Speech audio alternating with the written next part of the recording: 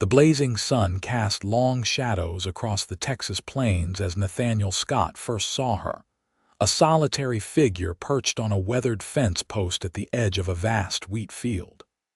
Her silhouette was striking against the golden horizon of 1876, her dark hair loosened by the warm evening breeze. Something about her stillness made him rein in his chestnut stallion, Thunder, and approach with uncharacteristic curiosity. Perhaps it was the unexpected sight of a woman alone so far from town, or perhaps it was something more inexplicable that drew him toward her like a compass to true north. As Thunder's hooves crunched through the dry grass, Nathaniel adjusted his worn leather hat, shielding his eyes from the setting sun.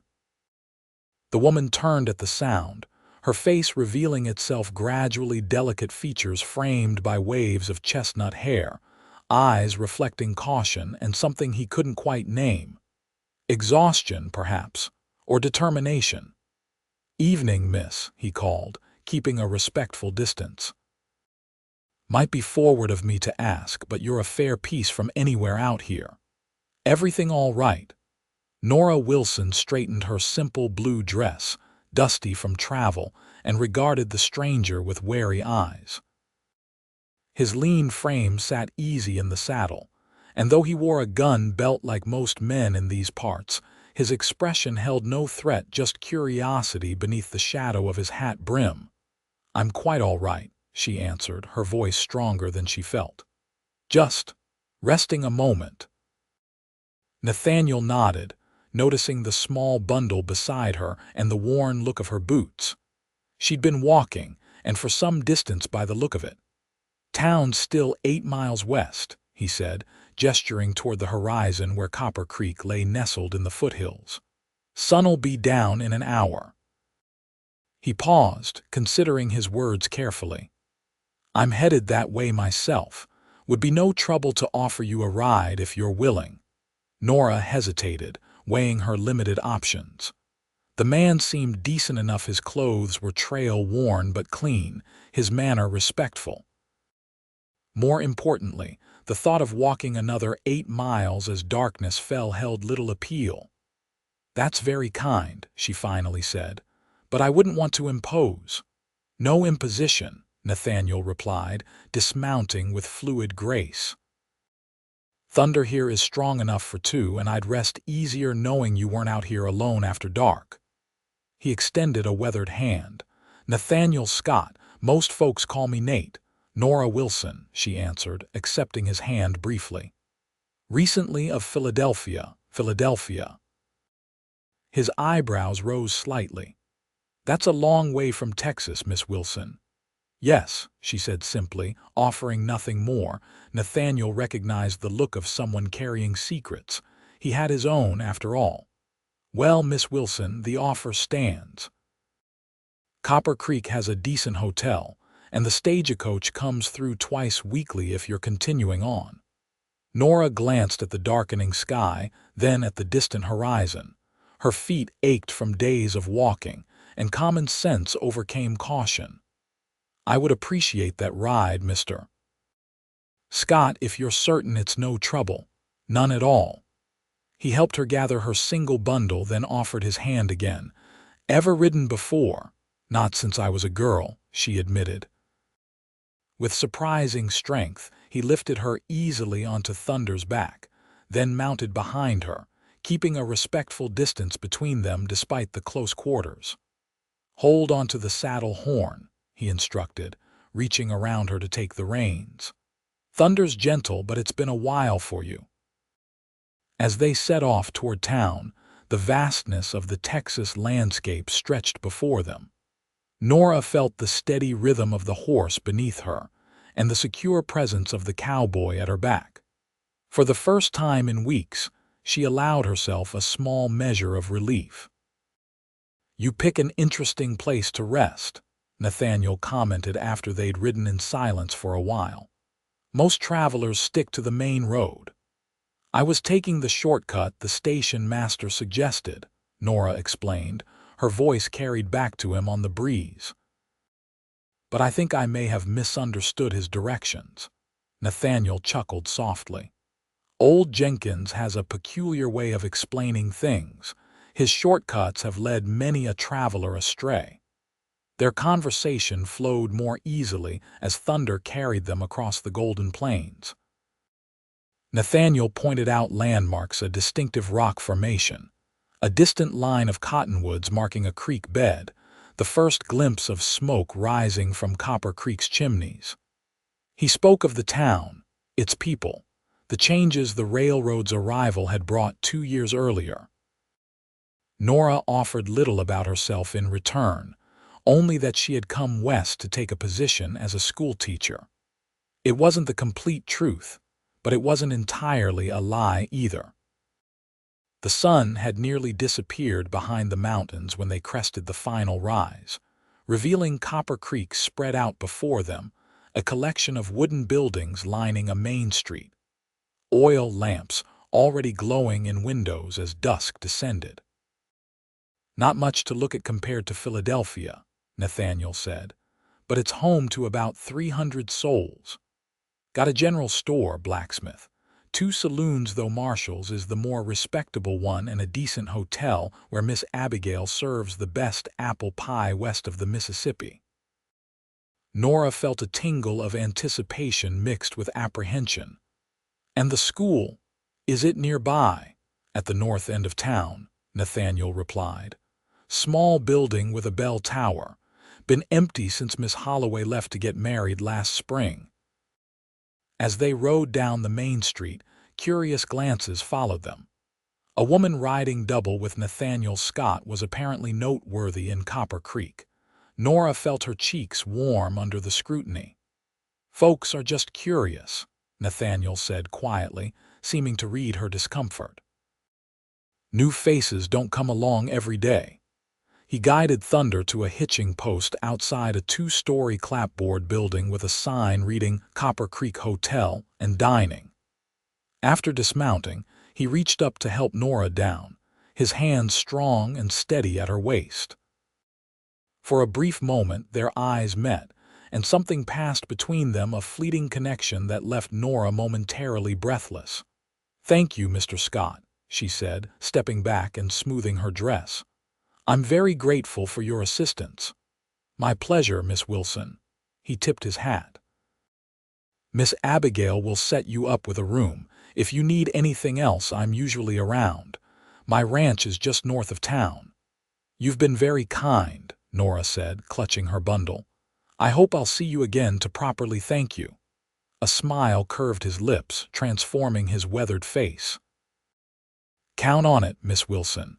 Copper Creek isn't big enough to avoid anyone for long." He untied Thunder's reins. "And I'd like to make sure our new schoolteacher settles in all right." With another tip of his hat, he mounted and rode off, leaving Nora standing before the hotel, wondering what twist of fate had placed Nathaniel Scott in her path just when she needed him most. Inside the hotel, a plump, gray-haired woman looked up from behind a wooden counter, her curious eyes taking in Nora's travel-worn appearance. "Well now, who might you be, dear?" she asked, her voice warm with genuine interest. "Nora Wilson," she replied, summoning a polite smile despite her exhaustion. "I've come about the teaching position." The woman's face brightened immediately. "The new schoolteacher. Oh my stars, we weren't expecting you until next week's stage. I'm Abigail Tanner, owner of this establishment." She hurried around the counter, wiping her hands on her apron. "How on earth did you get here early?" "I arrived in Clayton by train yesterday and took the morning stage as far as Riverton," Nora explained. "The driver said Copper Creek was just a half-day's walk, but I'm afraid I took a wrong turn." "Goodness, you walked from Riverton?" Abigail looked horrified. "That's nearly 15 miles. Mr. Scott found me resting and was kind enough to bring me the rest of the way," Nora said. "Nathaniel Scott." Abigail's eyes twinkled with interest. "Well, isn't that something? That man's been riding these parts for years, and I don't recall him ever bringing a lady into town before." She studied Nora with newfound curiosity. Must have made quite an impression. Nora felt heat creep into her cheeks. He was simply being a gentleman. "Of course, dear," Abigail agreed, though her smile suggested she thought otherwise. "Now let's get you settled. You must be exhausted.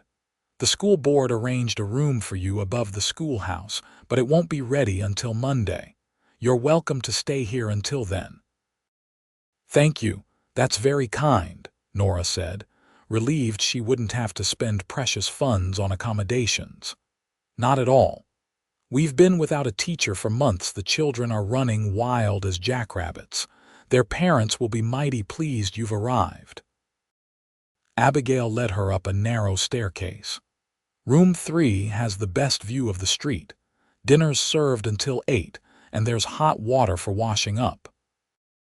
The room was simple but clean: a narrow bed with an iron frame, a washstand with pitcher and bowl, a small dresser, and a rocking chair by the window. After Abigail left, Nora sank onto the edge of the bed, finally allowing herself to acknowledge the bone-deep weariness she'd been ignoring. She unpacked her meager possessions: 2 dresses besides the one she wore, undergarments, a nightgown, a hairbrush, and a small wooden box containing her most precious belongings: her teaching certificate, a daguerreotype of her parents, and a letter offering her the position in Copper Creek. These represented everything she had left in the world, everything she'd managed to salvage from the ashes of her former life. After washing away the dust of travel, she changed into her second-best dress, a simple gray cotton with white trim, and made her way downstairs for dinner. The dining room held a scattering of patrons, mostly men who glanced up with undisguised interest as she entered. Abigail quickly ushered her to a small table in the corner. "Don't mind them," she whispered. "We don't get many unmarried ladies passing through. They'll settle down once they realize you're our new schoolmarm." Dinner was simple but hearty: roast beef, potatoes, and green beans, followed by the promised apple pie that indeed lived up to its reputation. Nora was finishing her tea when the dining room door opened, and Nathaniel Scott walked in. He'd changed his trail-dusty clothes for a clean shirt and dark trousers, his hair still damp from washing. Their eyes met across the room, and he nodded politely before speaking briefly to Abigail. To Nora's surprise, Abigail gestured toward her table, and Nathaniel approached, hat in hand. "Miss Wilson," he said, his voice carrying a gentle depth that hadn't been as noticeable outdoors. "Miss Abigail tells me you arrived safely at your destination. I hope you're finding Copper Creek hospitable." "Very much so," Nora replied, motioning to the chair across from her. "Would you care to join me? I'd welcome the company, and I still owe you proper thanks for your assistance today." He hesitated only briefly before taking the offered seat. "No thanks necessary. Couldn't leave a lady stranded with night coming on. Nevertheless, I'm grateful." She studied him in the lamplight, noting details she'd missed earlier: the fine lines at the corners of his eyes suggesting both laughter and hardship, a small scar along his jawline, the way his hands, though calloused from work, moved with unexpected grace. "Miss Abigail mentioned you're to be our new schoolteacher," he said, accepting a cup of coffee from the proprietress. "Yes, the position was available on rather short notice, which suited my circumstances." She paused, then added, "I taught for 3 years in Philadelphia." "What brings you all the way to Texas?" he asked. "It's a far piece from everything you must be accustomed to." Nora hesitated, unsure how much to reveal. "I needed a change," she finally said, "an opportunity to begin anew." Something in her tone must have conveyed more than her words, for Nathaniel simply nodded, not pressing further. Well, Copper Creek could use some new beginnings itself. The railroad brought changes, not all of them welcome. A good education might help the next generation navigate whatever comes next. Their conversation continued, touching on the town, its needs, the families whose children would be in her care. Nathaniel proved knowledgeable about the community, though he mentioned he lived primarily at his ranch outside town. Silver Creek Ranch has been in my family since before Texas was a state, he explained. My father worked the land until his passing 5 years ago. Now it's just me and a couple of hands keeping it going. No family of your own? Nora asked, then immediately regretted the personal nature of the question. No, he answered simply. Never found the right time or the right person, I suppose. His eyes held hers for a moment. And you, Miss Wilson, you left no one behind in Philadelphia. No one, she confirmed, her voice steady despite the painful memories his question evoked. My parents passed some years ago and I have no siblings. They were interrupted by Abigail bringing a slice of pie for Nathaniel. On the house, she insisted. Least I can do for the man who rescued our new schoolteacher. As the evening progressed, Nora found herself relaxing in Nathaniel's company. His quiet confidence and thoughtful conversation provided a welcome distraction from the anxiety that had been her constant companion since leaving Philadelphia. When he finally rose to leave, she was surprised to find it was nearly 10 o'clock. I've kept you too long, he said apologetically. You must be exhausted after your journey. Not at all, she assured him, though a yawn belied her words. It was a pleasant evening, he smiled, a warm expression that reached his eyes. Perhaps I could show you around town tomorrow, help you get your bearings before Monday. Nora hesitated only briefly. I would like that very much, Mr. Scott. Nathaniel, he corrected gently. Or Nate, if you prefer. Nathaniel, she repeated, testing the name. Then you must call me Nora. Nora, he said, the name sounding different in his deep voice. I'll come by around 10 if that suits you, she nodded, oddly pleased by the prospect. 10 would be perfect. After he left, Nora climbed the stairs to her room, her thoughts lingering on their conversation. She hadn't expected to find such easy companionship in this remote town, especially not so quickly. As she prepared for bed, she reminded herself firmly of her purpose in coming to Copper Creek, to build a new life far from the shadows of her past. Becoming too closely acquainted with anyone, especially someone as perceptive as Nathaniel Scott, risked exposing secrets she couldn't afford to reveal. Yet as she drifted toward sleep, it was his kind eyes and gentle voice that followed her into dreams, not the nightmares that had plagued her for weeks. Morning arrived with golden sunlight streaming through the small window of Nora's room. For a moment, disoriented by unfamiliar surroundings, she lay still, trying to place herself. Then memory returned. Copper Creek, the teaching position, Nathaniel Scott finding her at the edge of the field. She rose and washed quickly, dressing in her best dress, a navy blue cotton with small white buttons down the front. After pinning her hair in a simple but neat arrangement, she surveyed her reflection in the small mirror above the washstand. The woman who looked back at her appeared more composed than she felt, though the dark circles beneath her eyes betrayed her recent hardships. Downstairs, Abigail greeted her warmly, insisting she eat a hearty breakfast of eggs, bacon, and biscuits. Can't have our new teacher wasting away, she declared, pouring coffee into Nora's cup.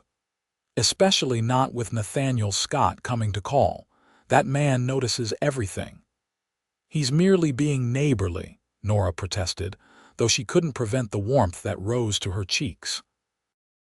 Abigail's knowing smile suggested she wasn't convinced. Neighborly, is it? Well, Nate's lived here his whole life and I've never seen him offer to personally escort a newcomer around town before. She patted Nora's hand. He's a good man, dear, one of the best in these parts. I'm sure he is, Nora replied carefully. But I've come here to teach, not to form attachments. Of course, Abigail agreed, though her expression remained skeptical. Just stating facts, that's all. Precisely at 10, Nathaniel arrived, looking impossibly handsome in a clean white shirt, dark vest, and trousers. His hat was new, or at least, not the trail-worn one he'd been wearing when they met, and he'd trimmed his beard, emphasizing the strong line of his jaw. "Good morning," he greeted her, his smile warm. "Ready to see what Copper Creek has to offer?" The town was indeed small but surprisingly vibrant. Nathaniel guided her along the main street, introducing her to the various shopkeepers and residents they encountered. Everyone seemed genuinely pleased to meet the new schoolteacher, though Nora noticed curious glances exchanged when Nathaniel wasn't looking. At the general store, the proprietor, Samuel Wilson, no relation, he assured her with a wink, insisted on showing her the school supplies he kept in stock. "Anything you need for those youngsters, you just let me know," he said. The town council approved a budget for basic materials, and most families contribute what they can. The blacksmith, a mountain of a man named Heinrich Mueller, paused in his work to shake her hand with surprising gentleness. "My twins, Eva and Johann, will be in your class," he told her, his accent still thick though he'd lived in Texas for 20 years. "Smart children, but stubborn like their mother." At the mention of his late wife, his expression softened with grief, and Nora felt an immediate kinship with this man who understood loss. "I look forward to teaching them," she assured him sincerely. As they continued their tour, Nathaniel's hand occasionally rested lightly at the small of her back, guiding her through crowded areas or across the dusty street. Each touch, though brief and entirely proper, sent an unexpected warmth through her. "And this," Nathaniel said finally, stopping before a white clapboard building with a small bell tower, "is your new domain." The schoolhouse stood at the north end of town, a simple structure with large windows and a covered porch across the front. Next to it, a smaller building connected by a covered walkway would serve as Nora's living quarters. "It's charming," she said, genuinely pleased. Though modest, the school appeared well-maintained, with flower beds flanking the steps and a large oak providing shade in the yard. "Wait until you see inside," Nathaniel replied, producing a key from his pocket. "Mayor asked me to drop this by for you. Said the place has been cleaned and prepared for your arrival." The interior was a single large room with rows of wooden desks facing a teacher's desk on a slightly raised platform.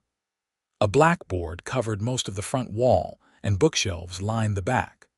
Windows on both sides provided ample light, and a pot-bellied stove stood ready for winter months. "How many students will I have?"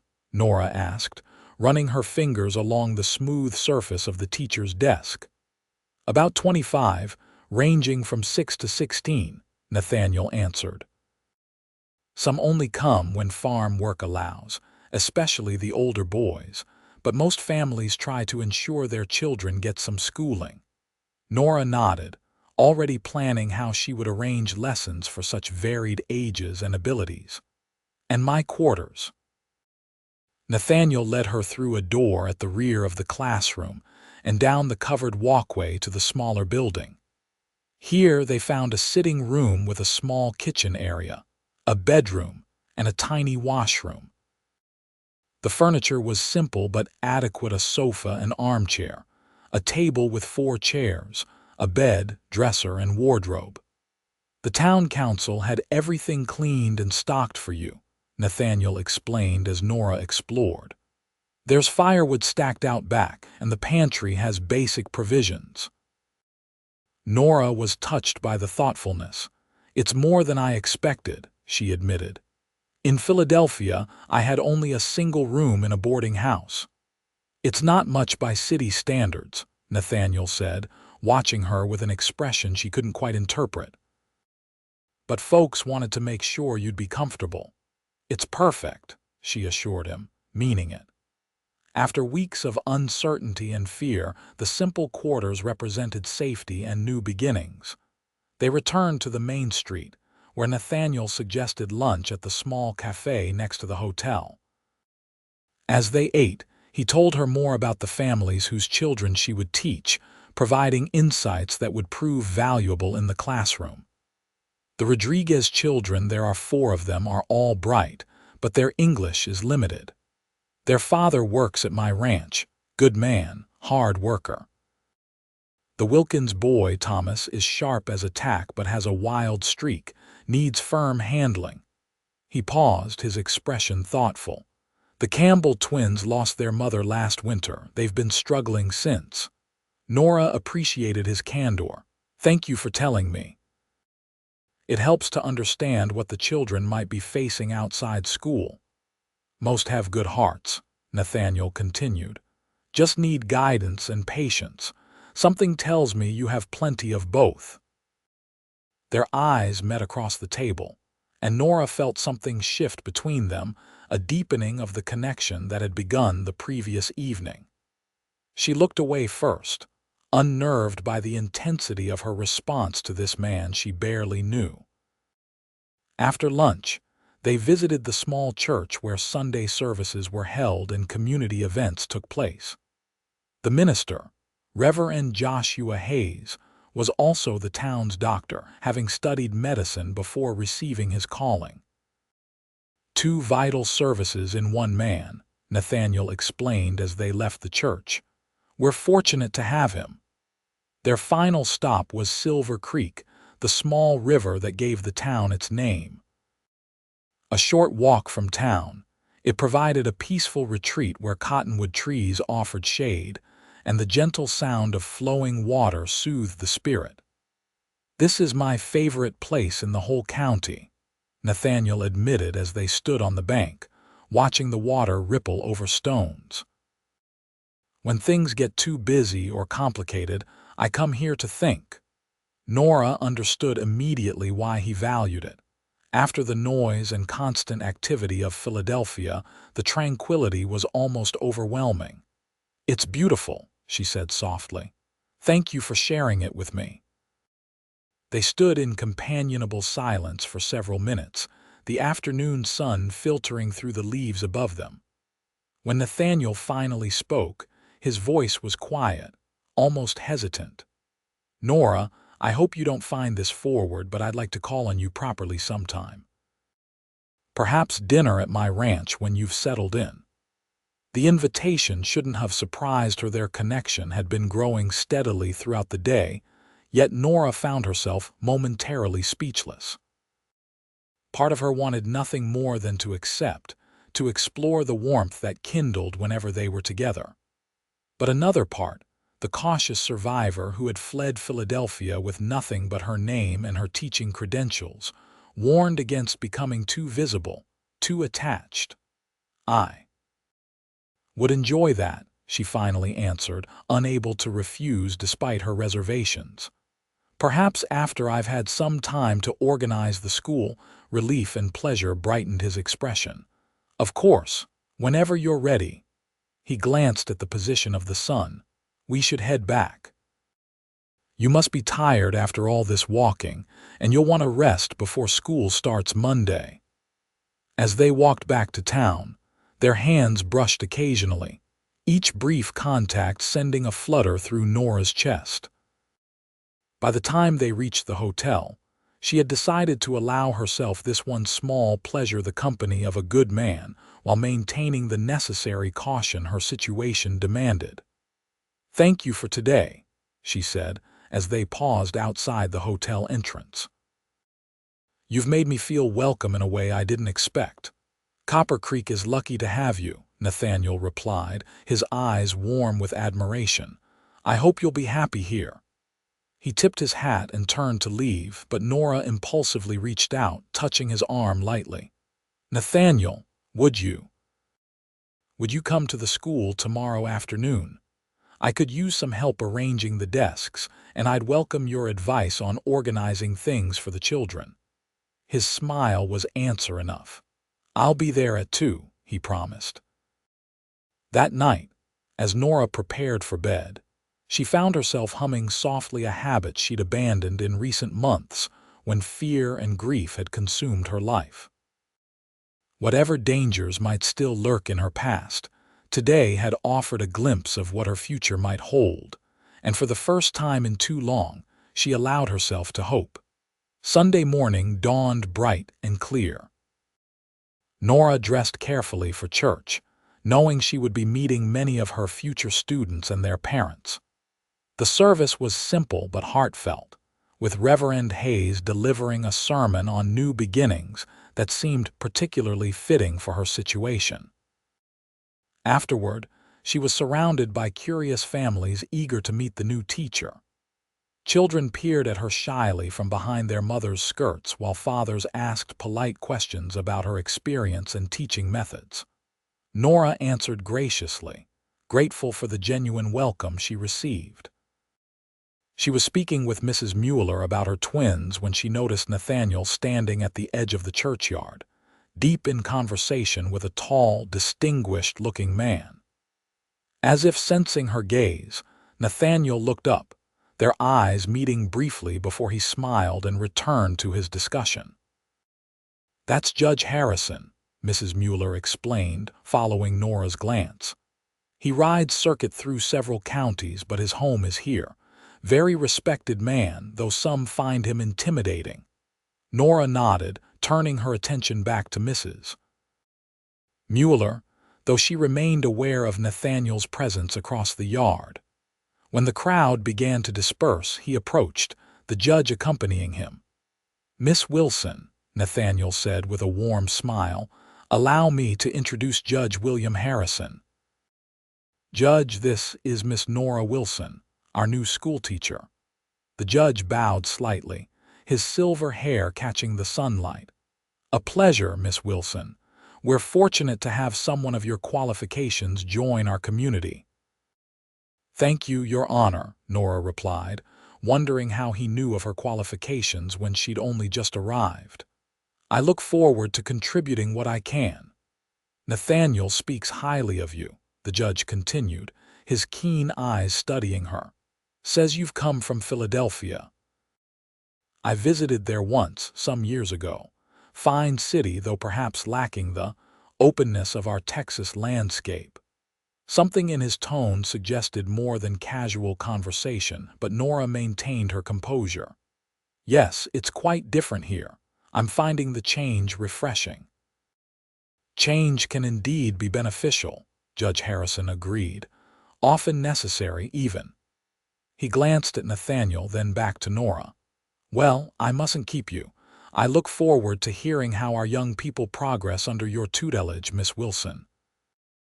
After the judge departed, Nathaniel escorted Nora back toward the hotel. "William can be intimidating," he said apologetically, "but he's a good man, fair in his judgments both in court and out." "He seemed very observant," Nora commented, trying to ignore the unease the encounter had stirred. "Occupational requirement, I suppose," Nathaniel replied. "Nothing gets past him, which makes him excellent at his job but sometimes uncomfortable at social gatherings." He changed the subject. "Are we still on for this afternoon? I could bring some tools if there are repairs needed at the school." Grateful for the diversion, Nora nodded. "Yes, please. I'd like to have everything in order before tomorrow."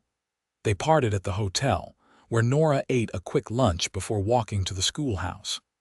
Inside, she began examining the bookshelves, taking inventory of the available texts and materials. She was deep in concentration when a knock at the door announced Nathaniel's arrival. He stood on the porch, a toolbox in one hand and a small crate in the other. "Thought you might need some supplies," he explained, setting down the crate to reveal pencils, paper, chalk, and various other school necessities. "Samuel at the store sent these over. Said to put them on the school board's account." "How thoughtful," Nora said, genuinely touched by the gesture. "Please thank him for me." They spent the afternoon working together, rearranging desks to create areas for different age groups, checking windows to ensure they opened properly for ventilation, organizing books by subject and difficulty. Nathaniel repaired a loose floorboard near the stove and fixed a stubborn drawer in the teacher's desk. As they worked, they talked about books they'd enjoyed, places they'd seen, childhood memories.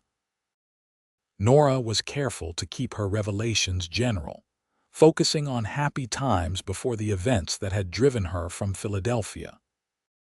Nathaniel spoke of growing up on the ranch, learning to ride almost before he could walk, his father's patient teaching and his mother's unwavering support before her early death from fever when he was 12. "It was just my father and me after that," he said, as he tightened the hinges on a window. He never remarried, though plenty of ladies would have been willing. Said he'd had his one great love, and that was enough for any man. The simple statement, delivered without sentimentality but with obvious respect, touched Nora deeply. "He sounds like an admirable man." "He was," Nathaniel agreed, his expression softening with memory. "Taught me everything worth knowing: how to work hard, treat people fairly, stand by my word." He looked up from his task, meeting her eyes. "What about your parents? What did they teach you?" Nora hesitated, then decided truth was safe enough when limited to her childhood. "My father was a professor of literature at a small college. He taught me to love books, to question everything, to seek understanding rather than judgment." She smiled at the memory. "My mother was more practical. She made sure I could cook a decent meal, mend a tear, and manage a household budget. But she also encouraged my education, even when others said it was wasted on a girl." "They'd be proud of you," Nathaniel said with certainty. "Teaching is a noble calling." By late afternoon, the schoolroom was transformed, organized, clean, and ready to welcome students the next morning. Nora stood in the center, surveying their work with satisfaction. "It's perfect," she declared. "I can't thank you enough for your help." "Happy to be of service," Nathaniel replied, his eyes crinkling at the corners as he smiled. "I should let you get some rest before tomorrow. First days can be challenging." As he gathered his tools, Nora impulsively touched his arm. "Would you stay for tea?" "I should check my quarters properly anyway, and I'd welcome the company." The small kitchen in her living quarters proved well equipped, and soon they were seated at the table with steaming cups of tea and some cookies Abigail had packed for her. "Nervous about tomorrow?" Nathaniel asked, watching as she absently turned her cup in its saucer. "A little," she admitted. "First impressions matter, especially with children." "They'll love you," he assured her. "Just be yourself." The simple advice, offered with such confidence, eased some of her anxiety. They talked until the lengthening shadows reminded them of the hour. "I should go," Nathaniel said reluctantly, rising from his chair. "You need your rest, and I have work waiting at the ranch." At the door he paused, his expression suddenly serious. "Nora, I'm glad you're here. Not just for the town or the children, but—" He hesitated, then continued more softly. "I'm glad our paths crossed yesterday. It feels like more than chance." Before she could respond, he leaned down and pressed a gentle kiss to her cheek, the brief contact sending warmth cascading through her. "Good luck tomorrow," he said, stepping back. "I'll be thinking of you." After he left, Nora stood motionless, her fingers touching the spot where his lips had brushed her skin. She had come to Copper Creek seeking refuge, not romance. Yet in just 2 days, Nathaniel Scott had become important to her in ways she hadn't anticipated. As she prepared for bed that night, Nora reminded herself firmly of the risks of attachment. Her past remained a threat, one that could endanger anyone who became too close to her. Yet despite these rational concerns, her dreams were filled with images of Nathaniel, his smile, his gentle strength, the warmth in his eyes when he looked at her. Monday morning arrived with a mixture of excitement and trepidation. Nora dressed carefully in her navy blue dress, pinned her hair in a neat but not severe style, and ate a quick breakfast before walking to the schoolhouse.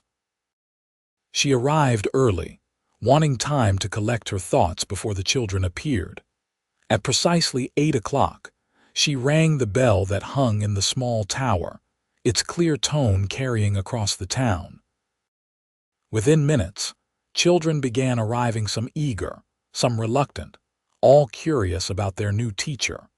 By 8:30, 23 students of varying ages were seated at desks, watching her with expressions ranging from open interest to guarded evaluation.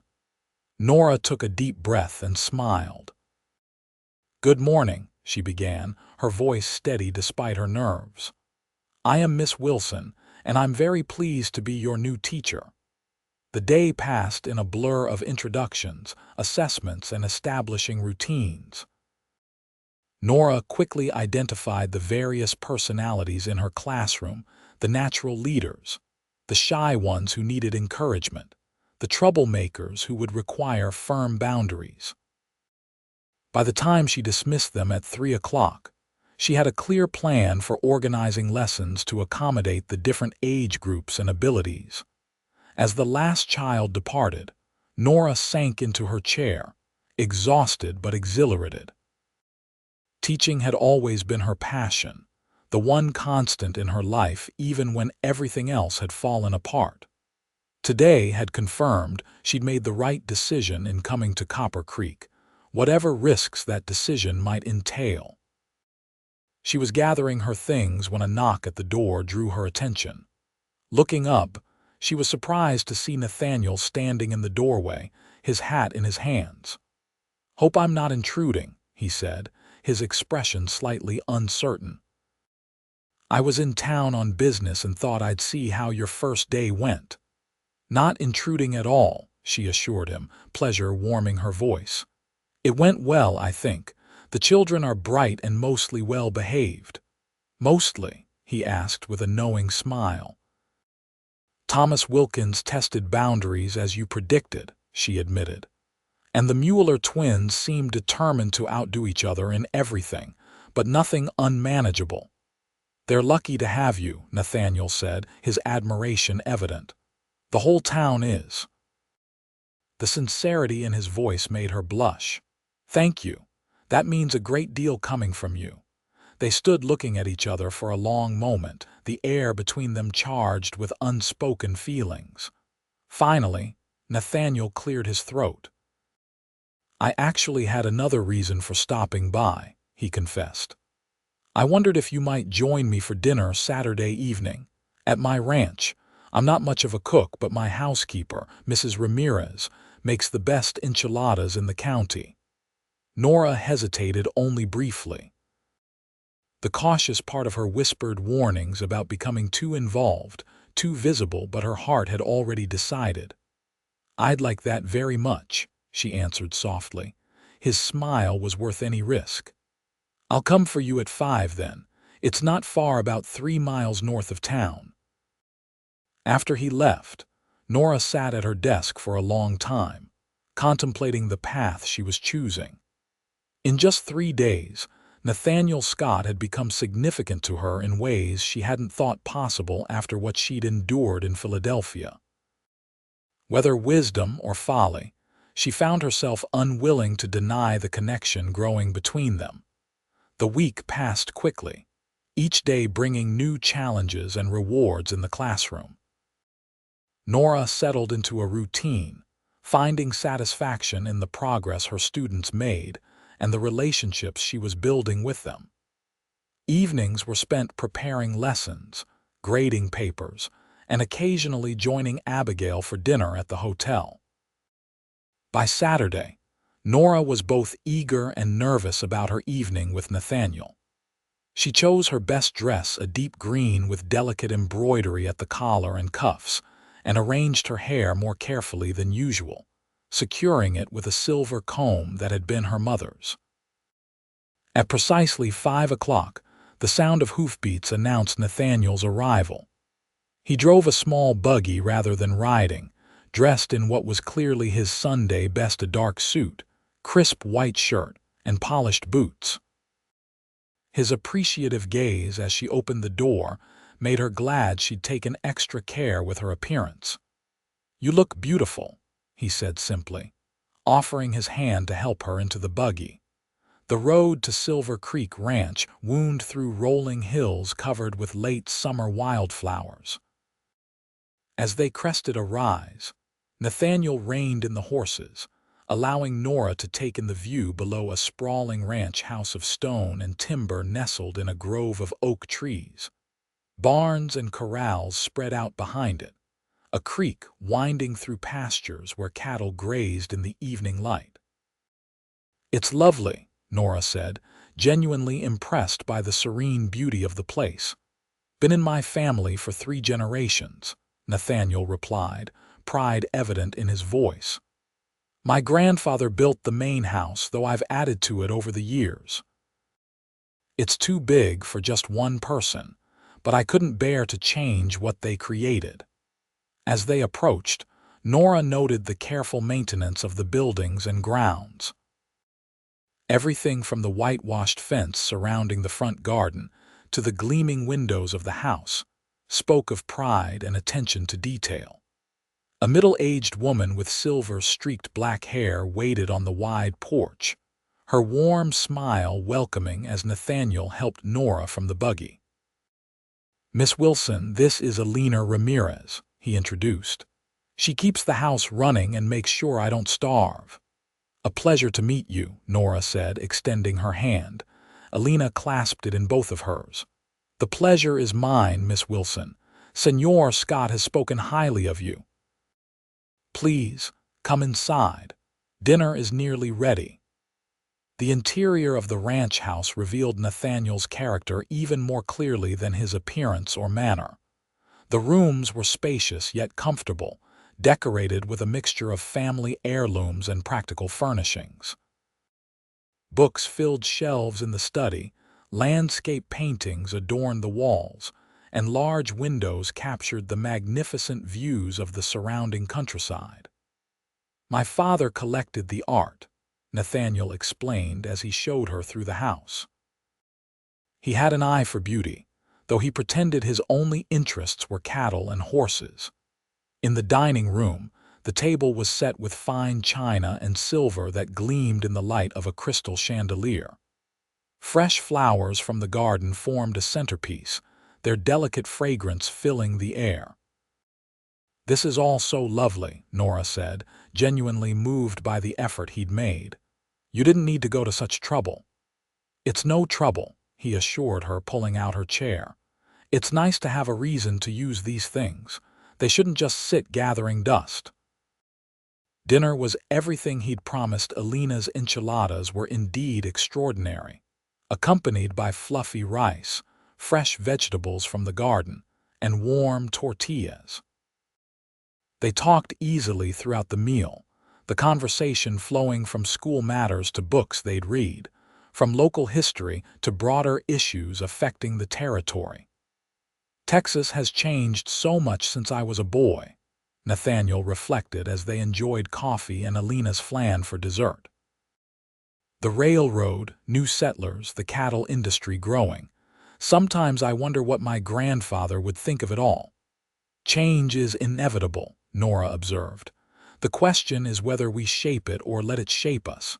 "Spoken like a true teacher," he said with a smile. "Is that why you came west? To shape change rather than be shaped by it?" The question, though lightly delivered, touched too close to truths Nora wasn't ready to share. "Perhaps," she answered carefully. "Sometimes new surroundings offer clarity that familiar ones cannot." Something in her tone must have alerted him to her discomfort, for he deftly changed the subject, telling her about his plans to introduce new breeding stock to improve his herd. Nora was grateful for his sensitivity, even as she regretted the necessary distances she maintained. After dinner, they moved to the porch, where they could watch the sunset paint the western sky in shades of gold and crimson. The evening air carried the scent of sage and distant rain, a breeze stirring the leaves of the oak trees surrounding the house. "I come out here most evenings," Nathaniel said, his voice quiet in the gathering dusk. "No matter what kind of day it's been, good or difficult, this view reminds me how fortunate I am." They sat in comfortable silence as darkness gradually claimed the landscape, stars appearing one by one in the vast Texas sky. In the distance, coyotes began their nightly chorus, the sound haunting yet strangely beautiful. "I never saw stars like this in Philadelphia," Nora murmured, gazing upward. "The city lights obscured all but the brightest." "One of the benefits of our isolation," Nathaniel replied. He hesitated, then added more softly, "though I'm finding new benefits since you arrived." Nora turned to find him watching her, his expression open and unguarded in a way that made her heart quicken. Before she could respond, he reached out, gently taking her hand in his. "Nora, I know we've known each other only a week, but I feel—" He paused, seeming to search for words. "I feel a connection with you unlike anything I've experienced before. I don't want to rush you or make you uncomfortable, but I'd like you to know that my interest is serious." The simple declaration, delivered with such honest emotion, both thrilled and terrified her. In Philadelphia, she had learned the hard way how quickly happiness could turn to ashes, how easily trust could be betrayed. Yet something about Nathaniel Scott, his integrity, his quiet strength, the respect with which he treated everyone around him, made her want to believe that different outcomes were possible. "I feel it too," she admitted, her voice barely above a whisper. "But Nathaniel, there are things about me, about my past, that you don't know." "We all have pasts," he said gently.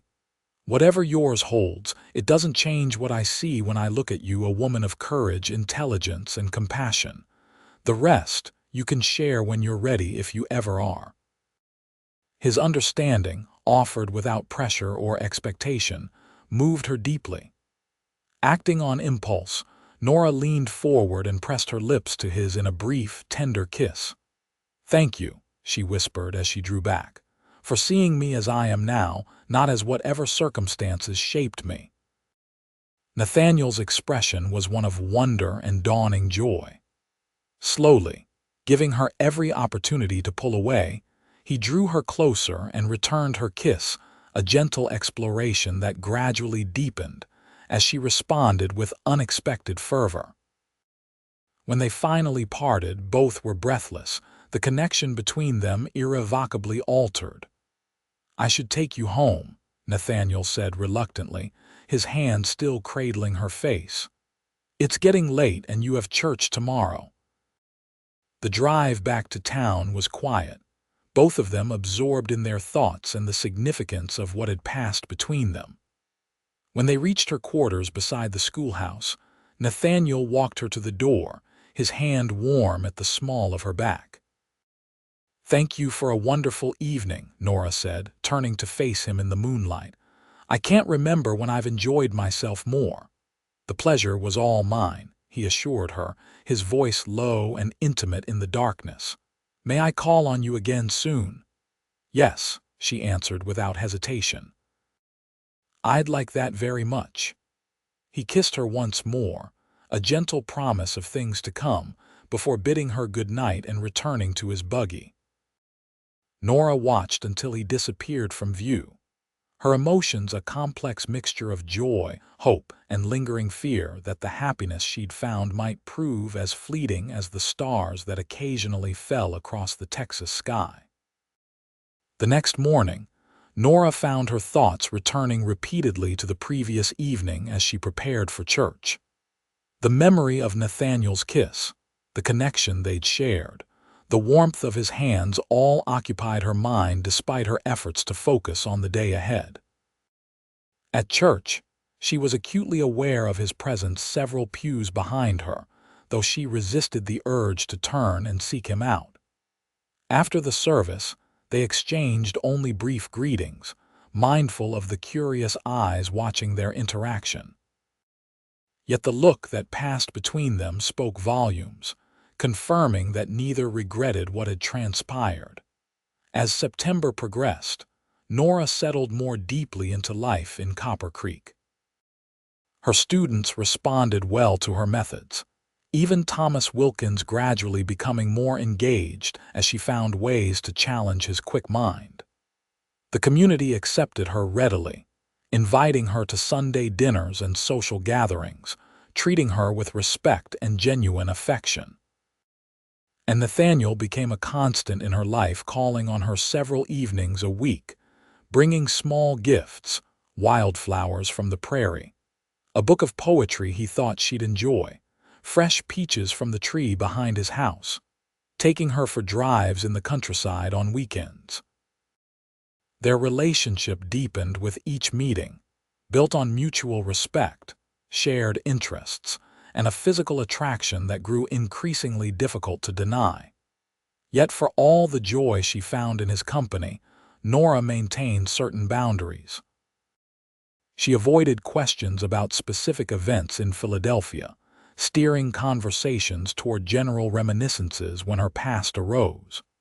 Though Nathaniel never pressed, she sometimes caught a flicker of curiosity in his eyes when she deftly changed the subject. One crisp October evening, they sat on the bank of Silver Creek, a blanket spread beneath them, the remains of a picnic packed away in the basket beside them. The cottonwoods were beginning to turn golden, a few leaves drifting down to float on the water's surface. "Winter comes early in these parts," Nathaniel commented, his arm around her shoulders as they watched the sunset reflect in the creek. "By November, we could have snow. I'll need to ensure the schoolhouse stove is in good working order," Nora mused. "Some of the children come from quite far away. I wouldn't want them sitting in cold classrooms." "I'll check it next week," he promised. "Make sure it's drawing properly and replace any worn parts." His constant thoughtfulness still surprised her, sometimes the way he anticipated needs before she expressed them, his genuine concern for her comfort and happiness. In Philadelphia, she had known men of wealth and privilege who lacked the natural nobility that seemed intrinsic to Nathaniel's character. "What are you thinking?" he asked, noticing her contemplative expression. "You've gone somewhere far away." "Not so far," she assured him, leaning against his solid warmth. "Just reflecting on how different my life is now compared to 6 months ago. Different in good ways, I hope," he said, a hint of uncertainty in his voice. "In the best ways," she confirmed, turning to face him. "Nathaniel, meeting you, it changed everything. I came here seeking sanctuary, but I found so much more." His eyes softened at her words. "Nora, there's something I've been wanting to ask you." He took her hands in his expression serious yet tender. "These past weeks have been the happiest of my life. I know it hasn't been long, but sometimes you just know when something is right." Nora's heart began to race as she realized where his words were leading. Part of her wanted to stop him, to protect him from the complications her past might bring. But a stronger part, the part that had learned to trust again in his steadfast presence, remained silent, waiting. "I love you," he said simply. "I think I've loved you since that first evening at Abigail's table. I want to build a life with you if you'll have me." He reached into his pocket and withdrew a small velvet box. "Nora Wilson, will you do me the extraordinary honor of becoming my wife?" Inside the box, a delicate gold ring with a small diamond caught the last light of day. It was modest compared to the jewels she'd once been offered in Philadelphia, but infinitely more precious for the sincerity and love it represented. Tears filled her eyes as conflicting emotions warred within her: boundless joy at his proposal, terrible fear that accepting might ultimately bring him harm. She loved him too deeply to risk his safety, yet too deeply to deny them both the happiness they'd found. "Nathaniel," she began, her voice trembling, "there's something I need to tell you first. Something I've kept hidden because I was afraid of the past finding me, afraid of losing the new life I've built here, afraid of losing you." He closed the ring box gently but didn't withdraw it. "Whatever it is, we'll face it together." Taking a deep breath, Nora began the story she'd kept buried since arriving in Copper Creek, how she had been engaged to Charles Harrington, son of one of Philadelphia's wealthiest industrialists, how she had accidentally discovered documents in his study revealing his father's factory used child labor in violation of new state laws, how when confronted, Charles had become enraged, threatening her life if she exposed the family's secrets. "I went to the authorities anyway," she continued, her voice steadier as she recounted events long suppressed. "They raided the factory, found children as young as 6 working 12-hour days in dangerous conditions. Samuel Harrington was arrested, but Charles disappeared. The police warned me he might seek revenge, advised me to leave Philadelphia until he was apprehended." "So you came to Texas," Nathaniel said, understanding dawning in his eyes. "Changed your name." "No, Wilson is my real name," she clarified. "But I did choose Copper Creek partly for its remoteness. I thought I'd be safe here, that no one from my past would find me." She looked down at their joined hands, unable to meet his gaze as she continued. "I should have told you sooner, I was afraid if Charles somehow tracked me here, anyone close to me would be in danger too. I couldn't bear the thought of bringing harm to you or anyone else in town." When she finally looked up, expecting disappointment or even anger at her deception, she found only compassion and unwavering love in Nathaniel's expression. "You did what you had to do," he said firmly. "You protected children who couldn't protect themselves, at great personal risk. That only confirms what I already knew about your character." He squeezed her hands gently. "As for this man, Charles, if he ever shows his face in Copper Creek, he'll find a town that stands together against those who threaten its own.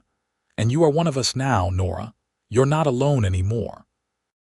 Fresh tears spilled down her cheeks at his words. "I've been so afraid for so long," she whispered. "Living with constant vigilance, never fully trusting, always looking over my shoulder." "You don't have to carry that burden alone anymore," Nathaniel promised, drawing her into his embrace. "Whatever comes, we'll face it together." He pulled back slightly to look into her eyes. "That is, if you'll have me as your husband." The fear that had been her constant companion for months seemed to dissolve in the face of his steadfast love. In its place, a certainty grew that whatever challenges they might face, they would be stronger together than apart. "Yes," she said, her voice clear and confident despite her tears. "Yes, Nathaniel Scott, I will marry you." His smile was radiant as he opened the ring box once more and slipped the diamond onto her finger.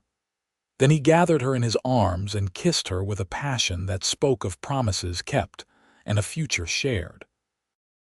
As twilight deepened around them, Nora realized she had finally found what she'd been seeking all along, not just safety, but a place to belong, a love to cherish, and the courage to embrace happiness despite the shadows of the past. The news of their engagement spread quickly through Copper Creek, meeting with universal approval and genuine delight. Abigail Tanner immediately appointed herself unofficial wedding coordinator, while Alina Ramirez began planning a feast that would be remembered for years to come. The children in Nora's classroom were equally excited, the girls particularly fascinated by her modest diamond ring. With Nora's agreement, Nathaniel shared the truth of her past with Judge Harrison and Sheriff Cooper, ensuring that authorities were alert to the possibility of Charles Harrington appearing in the area.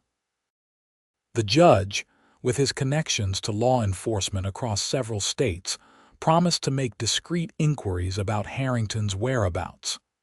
"Best to know where he is," the judge advised, rather than wondering if every stranger might be him. November arrived with a dusting of early snow, transforming the landscape into a glittering wonderland. Preparations for the wedding, scheduled for the first Saturday in December, occupied much of the town's attention. Ladies gathered to help Nora create a wedding dress from fine fabric ordered specially from Dallas, while men assisted Nathaniel in adding a second bedroom to Nora's quarters behind the school, a temporary arrangement, until spring, when they planned to move permanently to the ranch. Despite the happiness surrounding her, Nora occasionally found herself scanning the faces of strangers who passed through town, a habit born of months of vigilance. Nathaniel noticed, but never commented, simply taking her hand or touching her shoulder when he sensed her anxiety rising, a silent reminder of his presence and protection. 2 weeks before the wedding, Judge Harrison requested a meeting with them at his office. His expression as they entered was grave, causing Nora's heart to skip painfully. "I've had word from Philadelphia," he said without preamble once they were seated. "Charles Harrington was apprehended in Boston last week, attempting to book passage to Europe." Nora's fingers tightened around Nathaniel's as the judge continued. "He's being returned to Pennsylvania to face charges of attempted murder. Apparently, he attacked a police officer during the factory raid, as well as conspiracy and obstruction of justice. Given the severity of the charges and the evidence against him, he's likely to spend many years in prison." The news washed over Nora like a cleansing tide, sweeping away months of fear and uncertainty. "It's over," she whispered, looking at Nathaniel with wide eyes. "Truly over." "You're safe now," he confirmed, his smile reflecting her own growing sense of liberation. "Free to live without looking over your shoulder." That evening they walked along Silver Creek, the world around them quiet under its blanket of snow. The moon cast blue shadows across the landscape, and their breath formed clouds in the crisp air. "I feel as though I've been carrying a heavy weight for so long that I'd forgotten what it's like to stand straight," Nora admitted as they paused on the bank. "Now that it's gone, I hardly know what to do with the lightness." Nathaniel drew her into his arms, his eyes reflecting the starlight above them. "I have some suggestions," he murmured, bending to kiss her with newfound freedom. Without the shadow of threat hanging over them, their embrace held a promise of futures unlimited by fear. When they finally parted, breathless and flushed despite the cold, Nathaniel took her hands in his. "Nora, now that this cloud has lifted, I want to be sure that marrying me is truly what you want. Your life is your own again. You could return to Philadelphia or go anywhere else that calls to you." "Oh, Nathaniel," she said softly, touching his face with gloved fingers. "Don't you understand? It's been months since I thought of Philadelphia as home. My place is here now with my students, with this community, with you." She smiled, her heart overflowing with certainty. "I'm exactly where I want to be with exactly whom I want to be with." The relief in his expression was followed quickly by joy. "In that case, Miss Wilson, I believe we have a wedding to finalize." The first Saturday in December dawned clear and cold, the sun transforming frost-covered trees into glittering sculptures against the deep blue sky. In the small church on the edge of town, flowers brought from San Antonio by special arrangement brightened the simple interior, their fragrance mingling with the scent of pine boughs decorating the pews. Nora stood in a small anteroom, Elena Ramirez making final adjustments to her dress, a creation of ivory satin with delicate lace at the collar and cuffs, the skirt falling in elegant folds to the floor. Her hair was arranged in soft curls, adorned with tiny white flowers and a veil of Brussels lace that had been Abigail's gift. "You look beautiful, Querida," Alina said, stepping back to survey her handiwork. "Senor Scott will be speechless." A knock at the door preceded Reverend Hayes's entrance. "It's time," he announced with a warm smile. "Everyone is seated, and your groom is waiting with barely contained impatience." As organ music filled the church, Nora took the Reverend's arm, her heart beating rapidly with anticipation rather than fear. The doors opened, and she saw Nathaniel standing at the altar, his expression transforming from nervous expectation to wonder as he beheld her. Beside him stood Samuel Wilson as best man, beaming with approval. The walk down the aisle seemed both eternal and instantaneous. Then Nathaniel was taking her hands in his eyes communicating everything words could not: love, commitment, the promise of a lifetime together. "Dearly beloved," Reverend Hayes began, his voice carrying clearly through the packed church. "We are gathered here today to witness the union of Nathaniel James Scott and Nora Elizabeth Wilson in holy matrimony." The ceremony passed in a blur of emotion. For Nora, the sacred words, the exchange of rings, Nathaniel's voice steady and sure as he pledged himself to her, her own voice clear as she returned those vows. And then the Reverend's pronouncement: "I now declare you husband and wife. What God has joined together, let no man put asunder." Nathaniel's kiss was gentle yet filled with promise, a perfect beginning to their life together. As they turned to face their friends and neighbors, now family in every way that mattered, applause and cheers filled the church. The celebration that followed at the town hall lasted well into the evening, a feast of Alina's best dishes, music from local musicians, dancing that grew increasingly lively as the night progressed.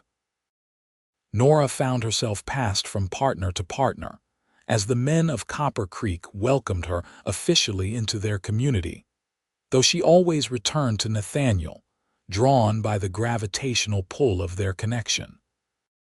As midnight approached, they slipped away, boarding the train that would take them to San Antonio for a brief honeymoon. Standing on the rear platform of the last car, they watched Copper Creek recede into the distance, the lights of the town growing smaller until they were swallowed by the vast Texas night. "Happy, Mrs. Scott?" Nathaniel asked, his arms encircling her waist as they gazed at the star-filled sky. "Completely," she assured him, leaning back against his solid warmth. "I never imagined, when you found me sitting on that fence post, that my life was about to change so profoundly." "I knew the moment I saw you," he confessed, his breath warm against her ear. "Something told me you were meant to be part of my life. I just didn't know how completely you would capture my heart." Turning in his arms, Nora raised her face to his. "I love you, Nathaniel Scott. Thank you for helping me find my way home."